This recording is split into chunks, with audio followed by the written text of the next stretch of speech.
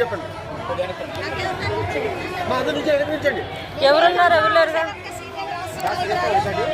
రాష్ట్ర వ్యాప్తంగా మార్చి 5వ తారీఖున ఆశా వర్కర్ల సమస్యల పరిష్కారం చేయాలని చెప్పేసి అన్ని జిల్లాల నుండి ఆశా వర్కర్లు ముందుకెళ్లారు.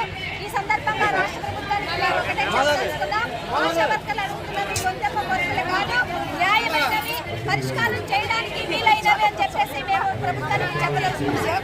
అందరికీ ఆశా వర్కర్లకి సెలవులు ఉన్నాయి, అందరికీ కార్మికులకి ఉద్యోగులకి సెలవులు ఉన్నాయి. కానీ కరోనా టైంలో కరోనా వారియర్స్ గా, ఫ్రంట్ లైన్ వారియర్స్ గా ప్రాణాలను అర్పిస్తూ కరోనా సేవలు అందించినటువంటి ఆశా వర్కర్లకు మాత్రం సెలవులు ఇవ్వకపోవడం దుర్మార్గమైనది. కాబట్టి వేసవి సెలవులు మినహా అన్ని రకాల సెలవులు ఆశా వర్కర్లకి ఇవ్వాలని చెప్పేసి ప్రభుత్వాన్ని కోరుతా ఉన్నాం.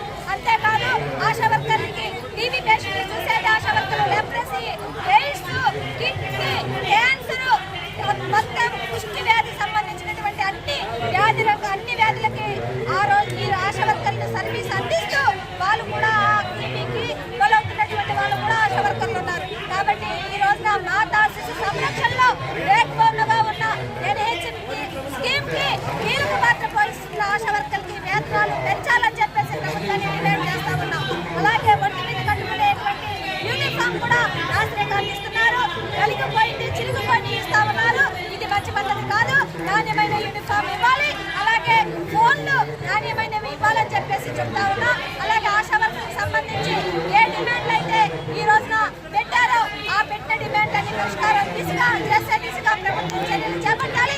లేని పక్షంలో మేము ఇప్పుడు మినిస్టర్ గారు చర్చలు పిలిచారు. ఆ చర్చల్లో మాకు అనుకూలంగా సమస్య పరిష్కారం దిశగా మన మంత్రి గారు ప్రభుత్వం మాట్లాడితే మేము ఒక రకమైనటువంటి కార్యాచరణ రూపొందిస్తాం. సమస్యలు కాని పక్షంలో పరిష్కారం కాని పక్షంలో చర్చలు కనుక విఫలమైతే మా కార్యాచరణ భవిష్యత్తులో తీవ్రతరం చేస్తామని రాష్ట్ర ప్రభుత్వాన్ని హెచ్చరిక చేయదలుచుకున్నాం. మాకు ముందు చేయాల్సినటువంటి ప్రధానమైన డిమాండ్ రెండు. మొదటిది వేతనాల సమస్య. 10,000తో ఆశా వర్కర్లు ఈ రోజున విద్యా ఖర్చులు పెరిగినాయి, వైద్య ఖర్చులు పెరిగినాయి, అలాగే అధిక ధరలు పెరిగినాయి. ఈ పెరిగిన ధరలకు అనుగుణంగా వేతనాలు పెరిగి 7 సంవత్సరాలు అవడంతో ఆర్థికంగా ఆశా వర్కర్లు ఎంతో ఇబ్బంది పడుతూ ఉన్నారు. వాటి మొట్టమొదటి డిమాండ్ వేతనాలు పెంచాలని, రెండవది వేసవి సెలవులు మినహా అందరికీ ఎలా అయితే సెలవులు ఉన్నాయో ఆశా వర్కర్లు కూడా సెలవులు ఇవ్వాలని చెప్పేసి మేము డిమాండ్ చేస్తాం.